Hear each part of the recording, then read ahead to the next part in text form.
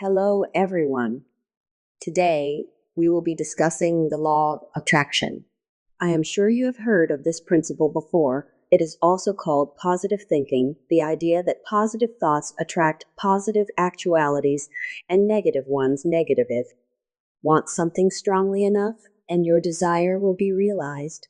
If you really want to become rich or to be united with a particular person, that will attract the realization of those desires.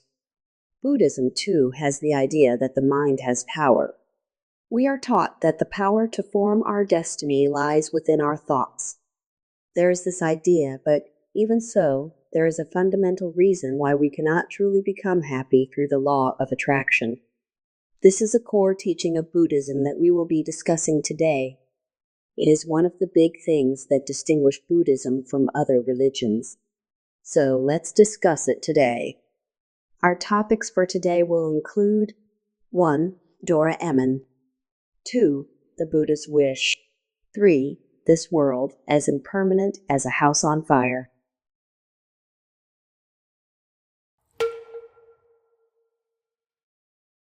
It may be hard to accept, but Buddhism teaches us that fulfillment of our wishes will not lead to happiness.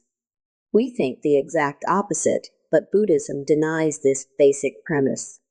Sakyamuni Buddha taught that even if things go as we wish, we cannot gain true peace, satisfaction, or fulfillment. Japan's cartoon masterpiece Doraemon teaches this in an amusing and easy-to-understand way. It is the theme of each and every episode of Doraemon. The 2-hour films are also based on friendship or companionship or social unity.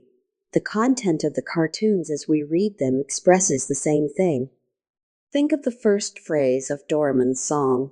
That would be wonderful if only that were possible. The lyrics of Doraemon's song go like this. That would be wonderful. If only that were possible. I have all sorts of dreams. And all. He will fulfill. With his mystical pocket. We all share this feeling. When Nobita sings this, his wish is that this child in a boring provincial society might take revenge on huge Giant or take a peek at Shizuka in her bathtub. Nobita has such petty, meaningless wishes. And of such childish wishes as to do well in a test or hit a home run in a baseball game, we hear in the song that Doraemon will make all come true.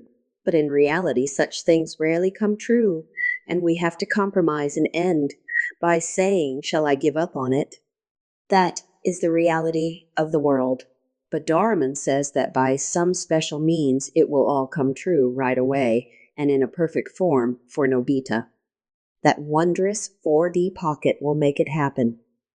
But at the end of each episode we see that Nobita could not achieve happiness through that wonderful tool. Doraemon brings out a wonderful tool for happiness, and Nobita dances for joy and is able to fulfill his wish. But in the end, that doesn't make Nobita happy. There is a mind-reading helmet that, when one wears it, allows one to understand all that other persons are thinking, whether it's Shizuka or Nobita's parent. We too would think how convenient. I'd like to know everything that others are thinking. No sooner did Nobita have that wish than Doraemon produced the mind-reading helmet, and Nobita put it on. Now Nobita could see into the hearts of people as never before. When he went to see Shizuka to invite her to play, he heard her heart speak, "Oh my, it's Nobita. I'm busy today. I wish he hadn't come." And when Giant put on the helmet, he realized that everyone disliked him. Even a big bully like Giant couldn't get angry at this, and just became depressed. So the message is the mind-reading helmet seems convenient, but does it make one happy? All the Doraemon stories are like this. Doraemon takes out some tool that he thinks will be convenient, but actually he does not achieve happiness but incurs a loss. Well, that's Nobita, but I would handle things much better, people may think. But I wonder if that is so. Adults' desires are darker than Nobita's. The world might become a much more fearsome place. What if dictators like Kim Jong-un or Hitler made use of Doraemon. And so we wonder if having our human wishes come true would lead to real happiness. Many of Doraemon's tools now actually exist. A cordless cord phone is now here in the form of mobile phones, and there are sea suits that actually make one feel cool. The translation Konjac is here as translation machine. The look-alike statue kit now exists as printers that can make 3D plastic objects. Several tens of Doraemon's tools now exist, in fact. As science progresses in its attempts to fulfill human desires, more and more of Doraemon's tools will come to exist in actuality. But that does not mean that we will come closer and closer to happiness, peace, satisfaction. Depression, suicide, torture, and war are in fact on the increase. Lily Frankie, a multi-talented actor and author, has said, "If you have talent, you may succeed, but whether you will be happy or not is another question." One can hardly bear to think about it. Tools are constantly being invented. Techniques for prolonging life are being discovered, and our daily lives are wonderful in ways that humans of the past could never have imagined. Yet the words of thinkers and philosophers of several thousand years ago and the feelings of people of ancient times, their words and expressed values regarding happiness are almost laughably the same as today's. In other words, many things have become more convenient and progress has been made in fulfilling human desire, yet human feelings and need for happiness are remarkably unchanged. So my wishes and my happiness are not proportional. Buddhism has stated this truth with great clarity.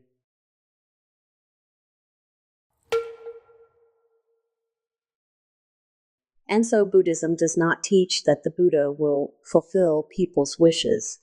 To think so is a mistake. It is not real Buddhism.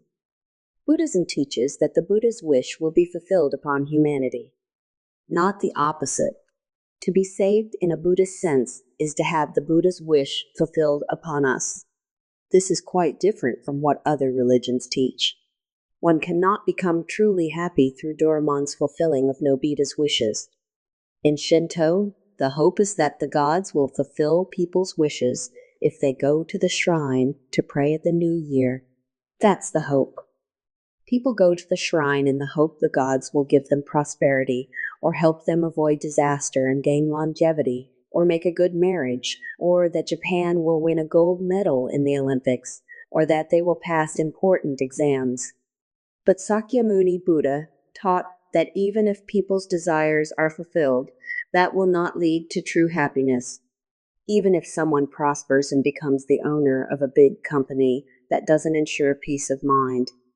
Even if the average lifespan reaches 100 years, that does not ensure our happiness. People marry, but there are not a few cases where one's partner becomes the source of pain. Even if an athlete gains a medal in the Olympics, they may experience burnout. What was the point of it all? Maybe the feeling of emptiness that results. Michael Phelps, the American Olympic swimmer who won 4 successive medals, made a shocking revelation after retiring. He said in an interview that he felt very depressed after each of the Olympics had ended. "I pushed myself to the limit each time, and I won gold medals. My reaction after each Olympic was terrible. I felt so empty I thought of taking my own life." He had to express his inner pain after retiring. After the Athens Olympics, he was arrested on suspicion of drunken driving. He won an unprecedented 8 gold medals in the Beijing Olympics, but he was photographed smoking marijuana a few weeks later. He said that it was a means of attempting to escape from something. After the London Olympics, he said that not only was he not interested in swimming, he no longer wanted to go on living. He confessed that he spent several days alone in his bedroom, neither eating nor sleeping. So we see that gaining glory by winning in the Olympics does not translate into happiness. Buddhism teaches that no matter how much our wishes are fulfilled, we cannot attain happiness. Therefore, what we need is not for our human wishes to be fulfilled, but to have the wish of the Buddha fulfilled upon us.